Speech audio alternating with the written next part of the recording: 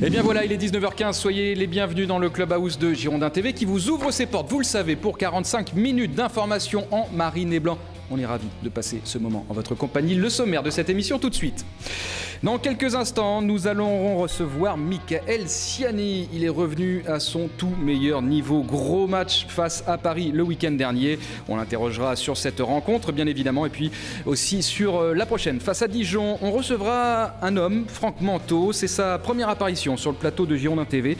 C'est l'entraîneur des gardiens des Girondins de Bordeaux. On partira à la découverte de cet homme plutôt discret. Résumé de la dernière rencontre lors des phases allées entre Dijon et Bordeaux. Un bien mauvais souvenir. Et puis à la fin de cette émission, les New News des Girondins de Bordeaux, le tout concocté par monsieur Olivier Faure.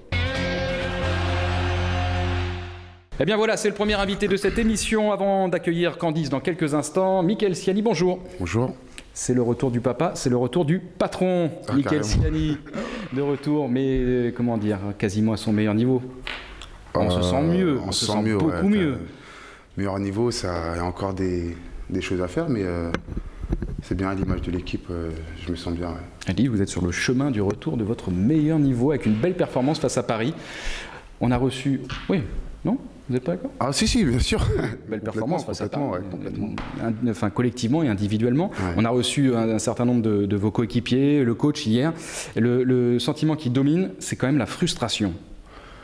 Ouais, comme beaucoup de matchs dans la saison, depuis le début de la saison, on a encore concédé un but en fin de période et on perd clairement 2 points quoi, face à Ajaccio, face à Paris encore, et on aurait pu gratter encore des places au classement. Mais avant les jours qui ont précédé cette rencontre, vous auriez certainement signé pour un match nul face au leader, non ? Ouais, mais la physionomie du match montre qu'on aurait pu s'imposer. Donc voilà, la déception est présente à la fin du match. Mais c'est sûr qu'avant de commencer le match, jouer à l'extérieur face au premier, c'était toujours intéressant de repartir au moins avec un point, quoi. Si je vous dis que c'est pas forcément l'équipe la plus exceptionnelle du championnat que vous ayez rencontrée, est-ce que vous êtes d'accord avec moi ? Non, on est d'accord, hein. On est tous d'accord sur ça. C'est que Paris a de très bonnes individualités. Après, le collectif pêche un peu chez eux. C'est dommage. Bon, pour eux, hein. Mais voilà, on a joué contre une équipe de Lille beaucoup plus impressionnante, contre une très bonne équipe de Montpellier.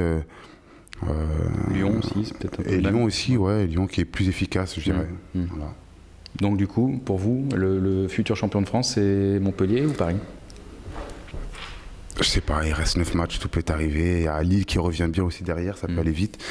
Donc non, je pense que Paris peut se battre pour le titre, mais c'est vrai que que Montpellier est sur une bonne dynamique et le premier qui fera le faux pas perdra beaucoup de points pour le titre. Ouais.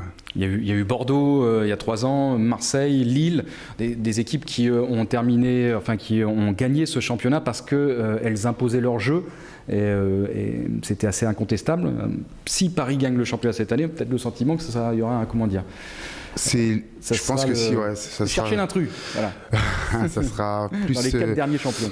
Ouais, ça sera plus par leur expérience, je dirais. Parce qu'ils ont des joueurs d'expérience, des joueurs qui ont l'habitude de jouer en haut du classement, des joueurs, je dirais, mondialement reconnus parce que bon, ils sont de gros clubs et c'est leur investissement qui a fait que ils arrivent à ce niveau-là. Après, c'est vrai qu'une équipe comme Montpellier qui montre un beau jeu, qui a un collectif bien soudé, un jeu bien huilé, peut aussi s'en sortir. C'est à l'image du Bordeaux qui était champion, quoi.